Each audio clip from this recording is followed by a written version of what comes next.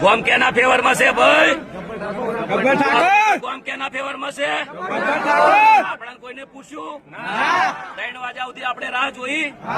અમારો પ્રોગ્રામ હતો તો છતાં કેન્સલ કરીને અમે વાટ જોઈ, પણ અમને કોઈ બોલાયા નથી. અમારા ગામમાં કોઈ મિટિંગ પેલા થઈ નથી અને બંધારણનું અમને કોઈ કીધું નથી. ઓલરેડી અમે મિટિંગ કરવા ગયા હતા કે અમારે ભાઈ અમારા જે આયોજક હતા પણ એમનું કોઈ માન્યું નતું અને આ પોતે ડિસિઝન લઈ લીધું છે અમને. બરાબર, એક વખત કાયદો હોય તો કોર્ટ બી પૂછે છે કે ભાઈ આરોપીને તારો ગુનો તને કબૂલ છે? આ પૂછવામાં આવે છે.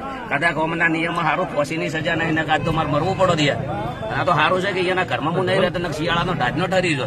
પોતે ડિસિઝન લઈ લેવું, પોતે બોલવું, એમને ખબર નહીં કે શું કરવું શું ના કરવું એમ. અને જે 4-5 જણા છે એ ગોમના છે એ લોકોને ખાસ કરીને મને નેચો દેખાડવાની વાત કરી છે અને એ લોકોને આયોજન કર્યું છે. આખું ગોમ કેના ફેવરમાં છે ભાઈ?